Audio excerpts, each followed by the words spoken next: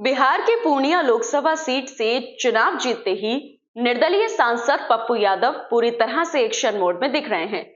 पप्पू यादव चुनाव जीतने के फौरन बाद ही नायक फिल्म के अंदाज में एक्शन ले रहे हैं। कभी स्कूल तो कभी अस्पताल में पहुंचकर रातों रात निरीक्षण कर पप्पू यादव ने अधिकारियों के हाथ पांव फुला दिए। पप्पू यादव के इस एक्शन से पूरे पूर्णिया में उनकी जमकर तारीफ हो रही है।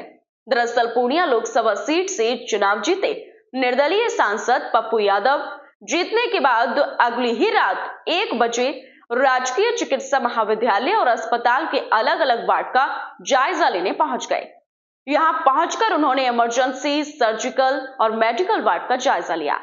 मरीजों से उनका हालचाल जाना, अस्पताल में मिल रही सुविधाओं और इलाज के बारे में बातचीत की।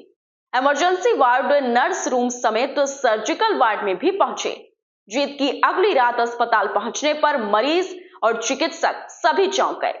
उपलब्ध मेडिकल सुविधाओं को लेकर मरीज और उनके परिजनों से बातचीत की।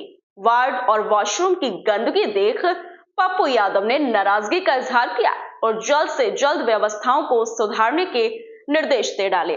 करीब 1 घंटे तक पप्पू यादव ने निरीक्षण किया। सबसे पहले इमरजेंसी वार्ड में गए, ड्यूटी पर मौजूद डॉक्टरों से मरीजों को मिलने वाली सुविधाओं को लेकर बातचीत की। इसके बाद वे नर्स रूम का निरीक्षण करने पहुंचे। पप्पू यादव जब पुरुष सर्जिकल वार्ड समेत अन्य वार्डों में पहुंचे तो वहां भी वही नजारा था। मरीज बेड पर थे और परिजन फर्श पर सोते हुए मिले।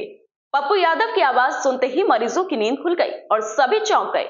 अस्पताल में भर्ती मरीज और उनके परिजनों ने बताया कि उन्हें भरोसा नहीं हो रहा था कि कोई जनप्रतिनिधि देर रात यहां आकर उनका हाल चाल ले रहा है।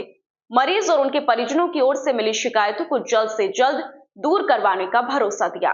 निरीक्षण के बाद पप्पू यादव ने कहा कि भले ही सदर अस्पताल को GMCH के रूप में अपग्रेड कर दिया है, मगर यहाँ के हालात बद से बदतर हैं।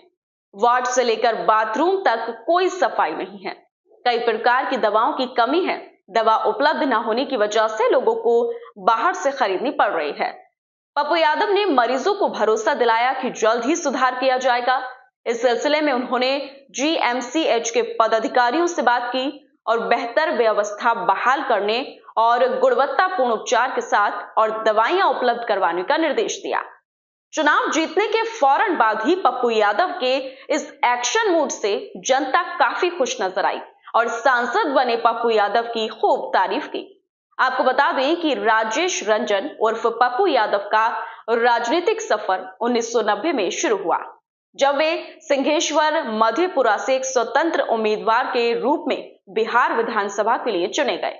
1991 में उन्होंने पूर्णिया से 10वीं लोकसभा के लिए चुनाव लड़ा और जीत हासिल की। वे कई बार RJD, समाजवादी पार्टी और लोक जनशक्ति पार्टी के सदस्य रहे। 1991, 1996, 1999, 2004 और 2014 में पप्पू यादव ने बिहार के अलग अलग निर्वाचन क्षेत्रों से लोकसभा चुनाव जीता। 2014 के आम चुनावों में उन्होंने शरद यादव को हराया था। उनकी पत्नी रंजीत रंजन सुपौल से सांसद थी, लेकिन 2019 के आम चुनाव में JDU से हार गई। पप्पू यादव को केंद्रीय गृह मंत्रालय द्वारा Y श्रेणी की सुरक्षा दी गई थी। 2015 में उन्होंने अपनी पार्टी जन अधिकार पार्टी लोकतांत्रिक बनाई। जन अधिकार पार्टी की स्थापना के बाद पप्पू यादव ने 2015 के बिहार विधानसभा चुनाव में 40 सीटों पर चुनाव लड़ा, लेकिन पार्टी को सफलता नहीं मिली। इसके बावजूद भी पप्पू यादव ने अपनी राजनीतिक यात्रा जारी रखी और 20 मार्च 2024 को अपनी पार्टी का कांग्रेस पार्टी में विलय कर दिया। ये कदम उनके राजनीतिक जीवन में एक अहम मोड़ साबित हुआ और चुनाव जीतते ही पप्पू यादव जनता के लिए नायक बन गए। हालांकि पप्पू यादव को कांग्रेस पार्टी का समर्थन नहीं मिला, लेकिन फिर भी उन्होंने निर्दलीय चुनाव जीतकर ये दिखा दिया कि वो किसी पार्टी के मोहताज नहीं है। वैसे आप देखने वाले दर्शकों से जानना चाहती हूं कि पप्पू यादव के बारे में आपकी क्या राय है। आप अपनी राय कमेंट बॉक्स में जरूर बताएं और अगर वीडियो पसंद आया हो तो लाइक कर दीजिए। चैनल पर पहली बार आए हैं तो सब्सक्राइब भी कर लीजिए।